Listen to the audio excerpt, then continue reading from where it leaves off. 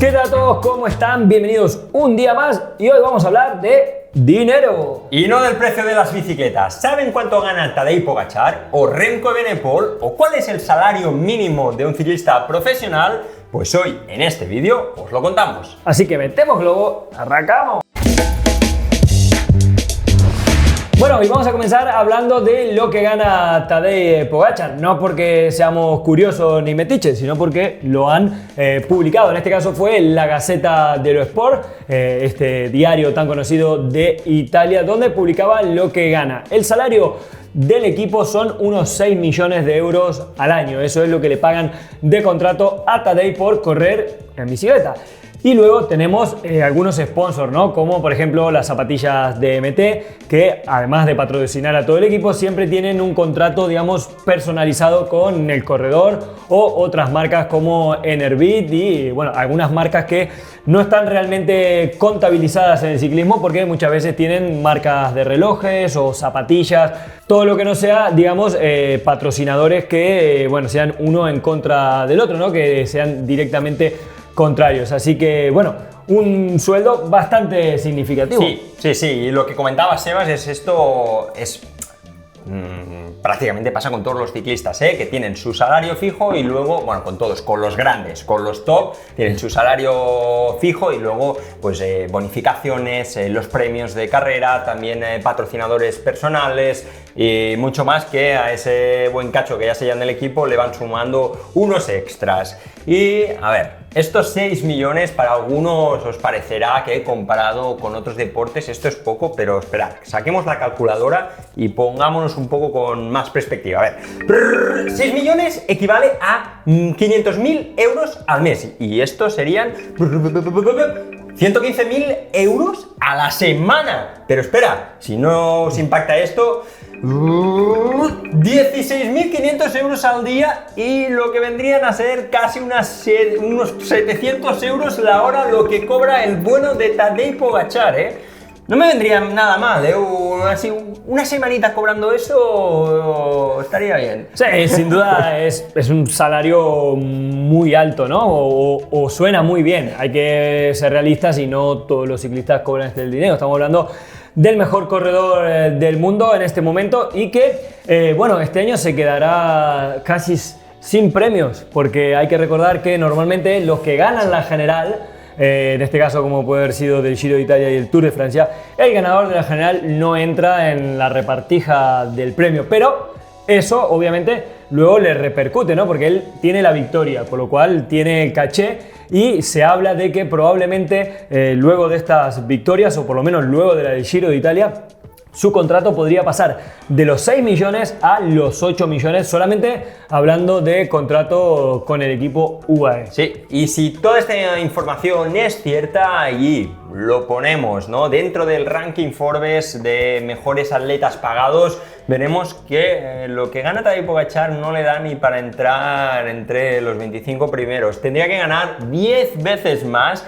para meterse en el top 10, para competir de tú a tú con esto. Sí, veamos cuáles son los 4 deportistas mejor pagados de este año. LeBron James, el nuevo socio de Canyon, que gana 128 millones de dólares al año. Luego vendría Lionel Messi, con ese contrato que ha firmado con los Miami, 135 millones de dólares. Luego el español Jon Rahm, el golfista, 218 millones de dólares. En la cima de la tabla está Cristiano Ronaldo, con sus 39 años, gana 200 millones de dólares del equipo de fútbol saudí, pero además 60 millones de dólares en patrocinios, en solo patrocinios, lo que se va a 200 millones de dólares. ¿Saco la calculadora? Dale, a ver, saca la calculadora. Sácala. Esos son 22 millones de dólares al mes. Y a ver, a la semana 5 millones. Y al día, 714.000 dólares al día. Y a la hora, 30.000 dólares a la hora.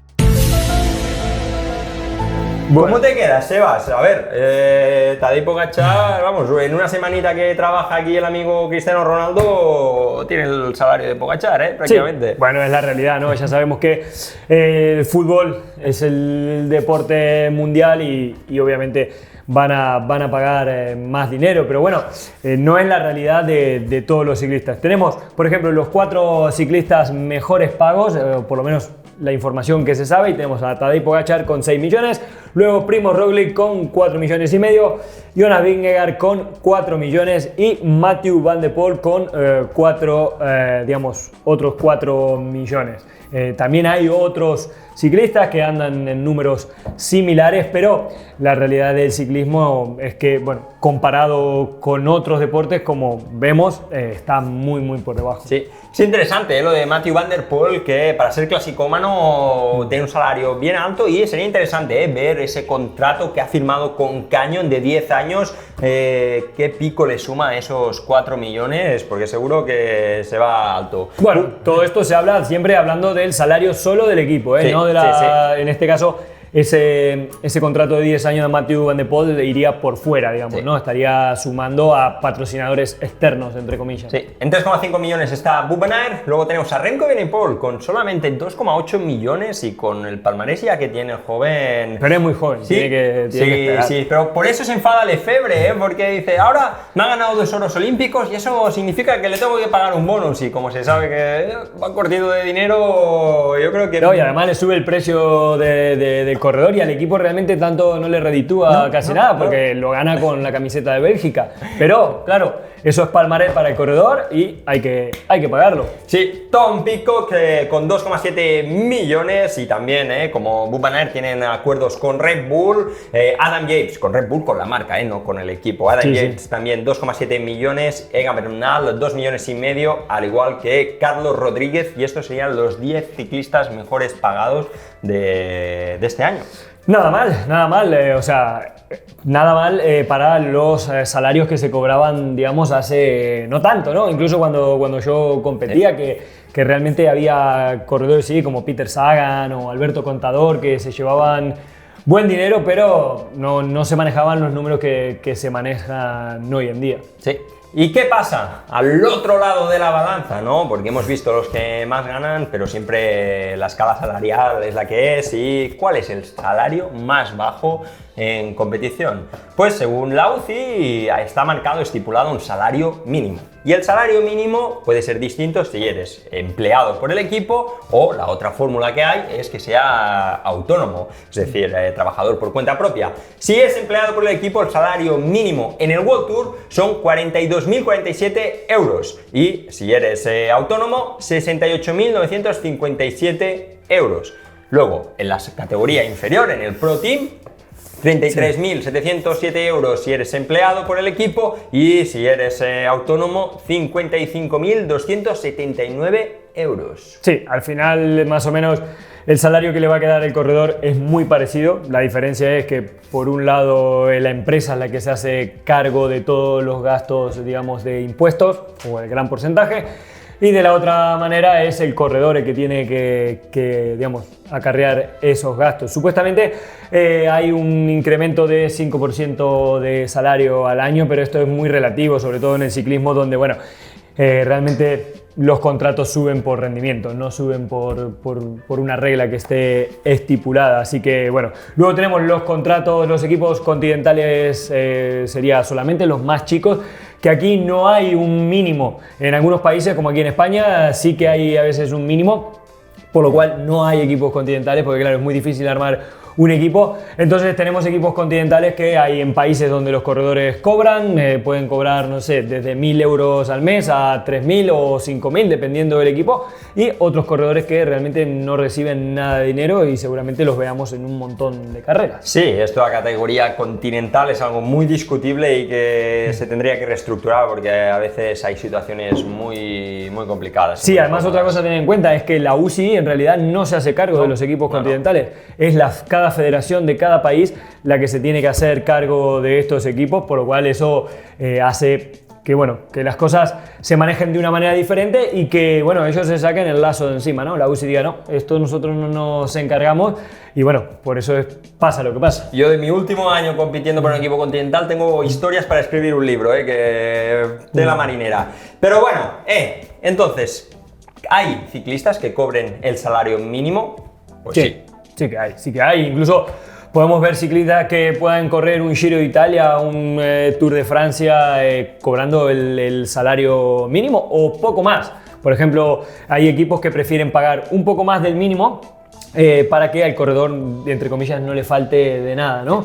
Pero bueno, cada equipo tiene su propia filosofía y su manera de hacerlo, pero sin duda hay muchísimos corredores que cobran el mínimo. ¿Y qué pasa en el lado femenino, en el ciclismo femenino? Pues desde hace muy poco, hace 2 años, la UCI estipuló salarios mínimos, pero es que hasta entonces nos podíamos encontrar con muchas ciclistas que trabajaban para poder pagarse el ir a las competiciones y poder competir. Sí, en este 2024 el salario mínimo para las corredoras del World Tour es de 29.000 euros si es su primer año, digamos, neoprofesionales, y ya si son ciclistas profesionales, digamos, de más años, de 34.000. Ese sería el mínimo y supuestamente esto de todas maneras debería ir incrementándose, no solo porque, bueno, tiene que tener un mejor contrato, sino que más adelante supuestamente los mínimos van a subir un poco más. Sí, pero aún así nos encontramos en muchas de las grandes competiciones, Vuelta a España, Tour de Francia, Giro, equipos que son continentales, donde muchas de sus ciclistas no reciben ningún salario, sigue estando un poquito, bueno, demasiado precarizado. Esperemos que esto se vaya cambiando y por lo que hace a las que más ganan, no hay mucha información. Ahora ya sí que se están escuchando rumores de que Demi Vollering, que termina contrato con SD Worx, le han ofrecido del equipo UAE 1 millón de euros de contrato. También parece ser que France DG Suez está rondando esas cantidades. Si finalmente esto se confirma, sería el mayor contrato de una ciclista profesional. Sí, sin duda. Realmente lo que digo, no se encuentra información porque es algo como que no se habla, no se divulga, pero está muy por debajo que el salario de los hombres.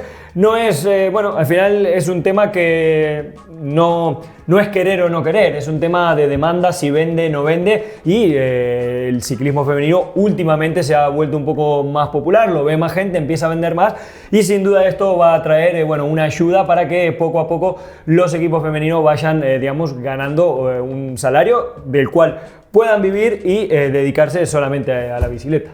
Así esperemos que así sea, y hasta aquí este vídeo. Vosotros, de toda esta información que os hemos dado, ¿qué es lo que más os ha sorprendido? ¿Esperabais que tuviesen estos salarios los ciclistas? ¿Los salarios mínimos os parece que es mucho, que es poco? Ya sabéis que tenéis la sección de comentarios para compartirlo con todos nosotros. Sí, si les gustó el vídeo, como siempre, pulgares hacia arriba y nos vemos la próxima. Chao, chao.